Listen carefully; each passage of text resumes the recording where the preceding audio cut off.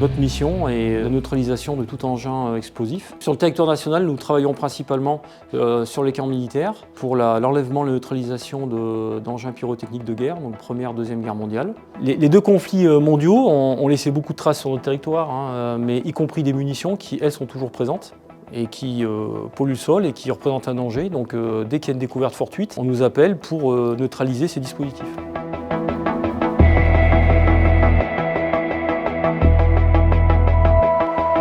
Ça, c'est un obus chimique français de 75 mm qui a explosé. C'est que la charge, elle est pas trop forte pour pouvoir répandre le gaz, en fait. Voilà. Donc ça, c'est caractéristique. Le rôle de l'équipe d'intervention, c'est d'être en alerte.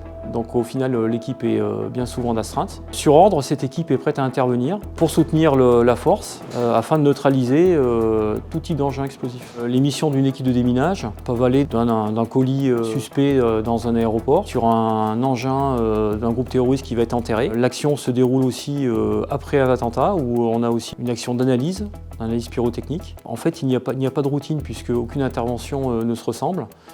Tant à la fois sur les lieux où on va intervenir que sur l'engin suspect en lui-même. C'est une remise en cause permanente. Il y a beaucoup d'entraînement tout au long de sa carrière, jusqu'au moment où on va être amené à travailler sur des engins réels. Donc là, ici, nous avons donc un obus de mortier qui a été imprimé en 3D par le biais des impressions que nous faisons. Donc l'objectif de ces fabrications de munitions inertes est de pouvoir nous entraîner. Ici, on a notre atelier de confection de tout ce qui va être engin explosif improvisé. Donc l'intérêt, c'est de préparer des engins factices, mais qui ont toutes les capacités de fonctionnement d'un engin réel, sans la charge bien évidemment. Donc le but, c'est d'avoir ces charges-là pour tout simplement qu'on puisse s'entraîner. Donc là concrètement, c'est un des modes opératoires qui existe, c'est-à-dire que l'alimentation électrique, elle est réelle, le contacteur est réel.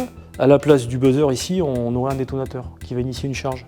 Ce qui va faire que sur n'importe quel retrait qu'il va y avoir, parce qu'on va faire une traction ou dans un sac ou n'importe quoi, on va créer le contact. Le contact veut dire le fonctionnement du détonateur et de la charge. Il y a des systèmes aussi basiques que ça. Pour intégrer une équipe EOD ou une section EOD, il faut être qualifié dans l'arme du génie. Le métier de démineur est dit un métier à risque, pour autant c'est un métier qui a un risque maîtrisé, puisque les personnels qui viennent dans la filière EOD sont des personnes qui sont motivées, qui sont bien entraînées et bien formées. Au final, il y a un bon nombre d'engins pyrotechniques qui sont neutralisés avec très peu d'incidents au niveau des démineurs.